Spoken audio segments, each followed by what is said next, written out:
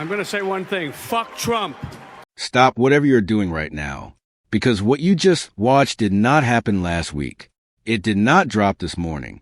There was no press release, no scheduled media rollout, no team of publicists who spent 3 weeks crafting the perfect message and selecting the right platform for maximum impact. What you just saw was something considerably messier and considerably more real than any of that. And the reason it keeps surfacing, the reason the algorithm keeps rediscovering it and pushing it back into timelines years after it was recorded, is not because of some mystery in the code. It is because something about this clip refuses to go quietly. The feeling in it is still alive. Every time someone finds it and shares it, they are saying the same thing. Yes, that. Exactly that. Robert De Niro. No red carpet setup. No publicist-approved talking points. No media training visible anywhere in his posture or his word choice. Just one of the most studied and respected actors in the history of American cinema, grabbing a microphone and detonating a political grenade in the middle of a live broadcast with his full name attached and his face on camera and no exit ramp built anywhere into the delivery. Political social media did not just react to this clip. It fractured along the lines it always fractures along, immediately and completely. The left shared it with the energy of people passing around a piece of scripture. The right called it unhinged, embarrassing, and Exhibit A in the case that Hollywood had lost its grip on reality and its right to speak about anything outside its own swimming pools.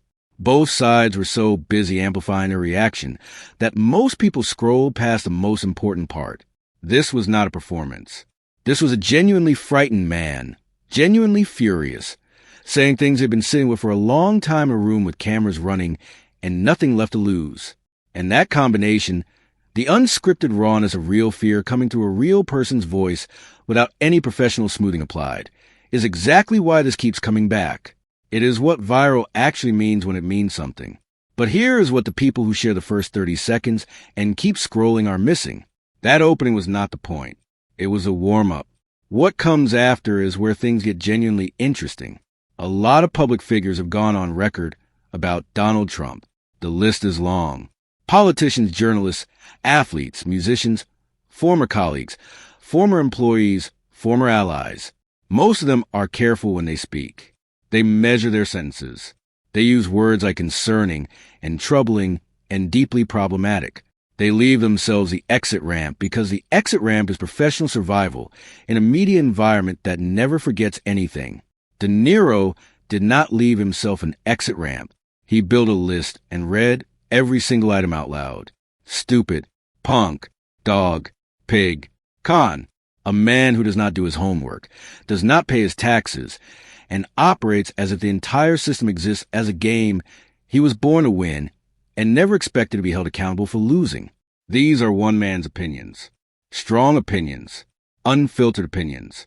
The kind most people only express to trusted friends over dinner, in private, with a reasonable assumption that the words will not follow them professionally for the rest of their lives.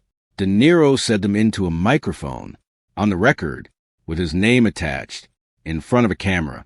Whatever you think of the content, you have to acknowledge something about the form. That is either a significant act of courage or a significant act of recklessness. And which one is depends almost entirely on where you are sitting politically when you watch it. Both assessments contain something true. Neither one fully captures what was actually happening in that room. The Colin Powell reference is worth pausing on specifically because it was not accidental. Powell was a Republican, a 4-star general, a former Secretary of State who spent decades representing American military power and foreign policy credibility at the highest possible level. When De Niro invoked him, he was sending a signal with careful aim. This is not the complaint of Hollywood liberals who have never set foot outside their comfort zone. This is a conclusion of a broad coalition of people who looked at the same documented record and arrived at the same place through completely different routes. Then he lands a line that becomes the emotional center of everything that follows. If you care about your future, vote for it. Those 6 words are not insult comedy. They are not celebrity venting. They are a call to action from someone who has moved past frustration and into something that sits in a different register entirely. Something that sounds a lot like urgency and a little like fear. Most rants follow a predictable arc. The insults land. The crowd responds. The energy peaks and then winds down. Everyone goes home. The clip circulates for a day or two and disappears back into the archive. De Niro did not wind down. He leaned in, and what comes next is the part that made the psychologists, the political scientists, and the analysts watching on their screens sit up slightly straighter. Because he stops talking about what Trump does and starts talking about why. He stops describing behavior and starts attempting to explain the architecture underneath it. Deeply insecure, malignant narcissist. He lands on terms that carry clinical weight, terms with specific meanings that exist inside an established framework of psychological understanding. And when those terms come out of the mouth of a man who has spent 50 years building a career on the precise study of how broken people justify their own behavior to themselves and to the world, you sit with them differently than you would if they came from a political analyst reading off a briefing sheet. To be clear about what this is and what it is not, De Niro is not a psychiatrist. He is not diagnosing anyone in any official clinical capacity. What he is doing is applying a lifetime of studying human psychology through the specific lens of dramatic performance and arriving at a conclusion that many mental health professionals have arrived at through entirely different methods. The fact that he reaches for those particular terms without notes, unprompted, in the middle of a live interview, tells you something about how long and how seriously he has been thinking about this.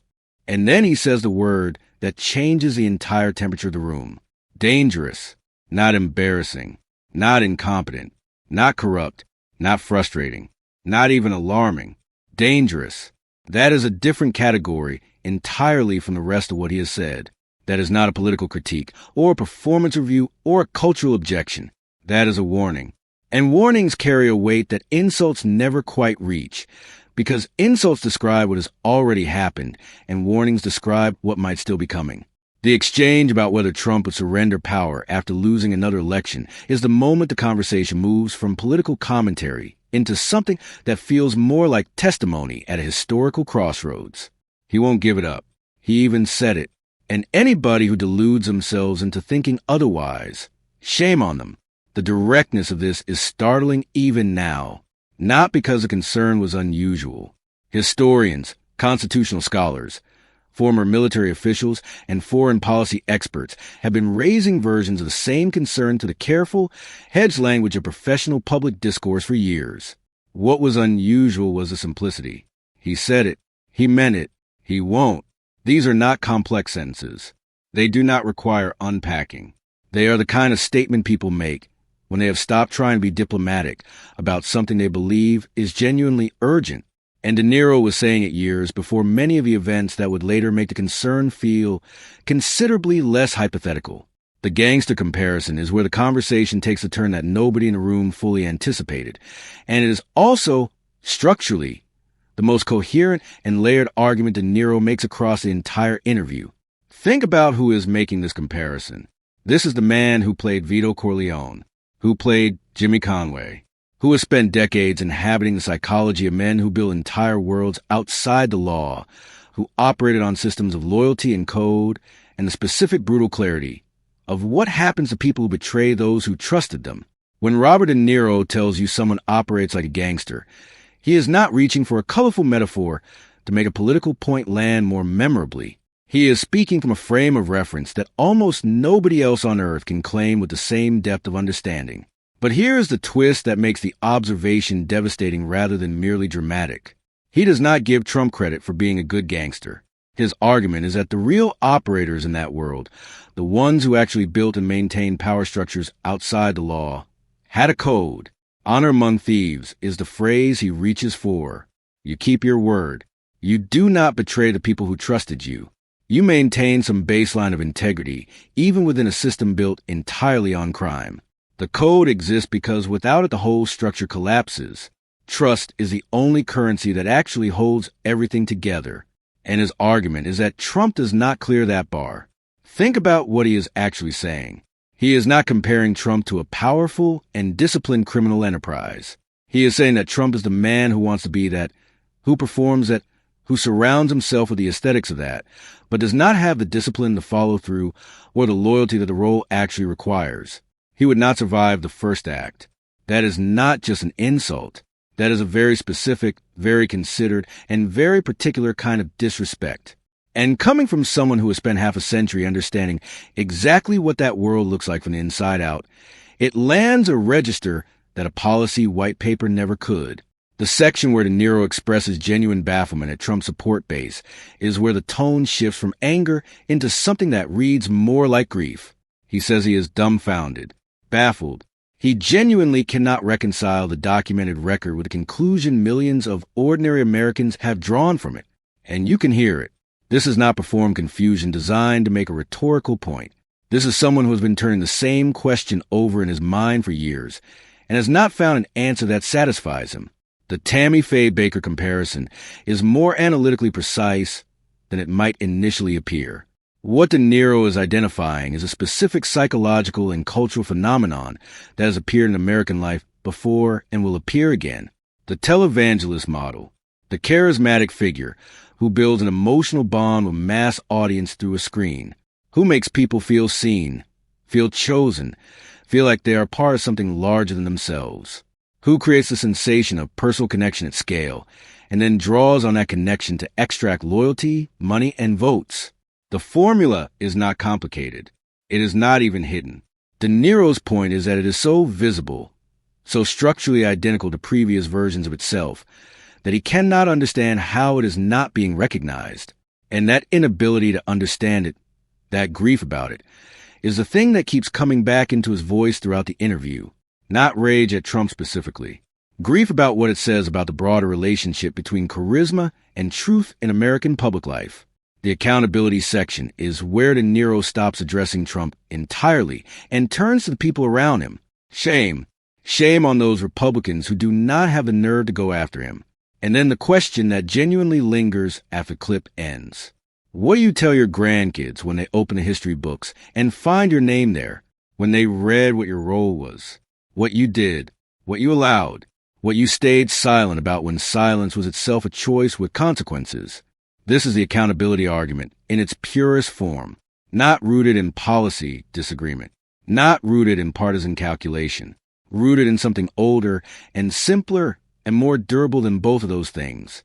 The idea that there are moments in history when staying quiet is not neutrality, when looking the other way has consequences that outlast the news cycle by generations, when the moral cost of institutional cowardice becomes part of the permanent record regardless of how carefully the silence was maintained at the time. He is not asking Republicans to become Democrats. He is asking them to be people first, to make the calculation that their grandchildren will eventually make about them before their grandchildren make it for them. By the time De Niro reaches a section about the denial of truth, the energy has shifted completely from the rant that opened the clip. What started as shock value insults has moved into something that feels considerably more like testimony. The Spring Studios reference is personal and specific. It grounds the conversation in a real moment, a real prior exchange, a fear that he has apparently been carrying and building on for years rather than something he arrived at recently. He is not speaking from a place of detached celebrity opinion. He is speaking from a place of accumulated dread that has a timeline attached to it. And the phrase he keeps returning to is not lies or misinformation or dishonesty. It is denial of truth, something broader and more systemic than a single false statement, a condition in which facts do not just get disputed but get dissolved, in which the shared foundation that makes democratic disagreement even possible begins to erode. Because democratic disagreement requires the participants to be arguing about what to do with a reality they agree exists. When that agreement disappears, the argument itself stops being functional. That is the thing that clearly frightens him most. Not any single policy, not any single election outcome. The erosion of the agreed-upon ground that everything else is supposed to stand on. He ends where he began. Simple, blunt, unambiguous. He's so stupid, but he's a scary one. That qualifier, that pivot, that but is the most honest sentence in the entire clip, because it does not land as triumph. It does not land as catharsis. It lands as the admission of someone who has just spent several minutes unloading everything he has been carrying and found that none of it made the weight lighter, because the thing he is afraid of is still there. The unloading did not resolve anything. It just put it on record. People have to get out and vote. That is how he ends it. Not with hope, exactly. Not with confidence. With urgency. The particular urgency of someone who has described a problem clearly and completely and knows the only thing that changes the outcome is whether enough people respond to it. That right there's the full arc of what you just watched. It starts as a viral moment. It moves through insult and diagnosis and cultural analysis and grief and accountability and warning. And it ends not with a composed closing statement from one of cinema's greatest, but with a simple, unpolished, undecorated instruction. Go vote. And the reason people keep finding this clip and sharing it years later is not because of the language in the first 30 seconds, though that is certainly what gets the click. It is because somewhere in the middle of all of it, between the gangster comparison and the grief about the voters and the question about what you tell your grandkids, there is something that sounds less like celebrity commentary and more like a man saying the quiet part out loud with the volume turned all the way up. Some moments refuse to stay buried because the feeling in them is still alive. This is one of those moments.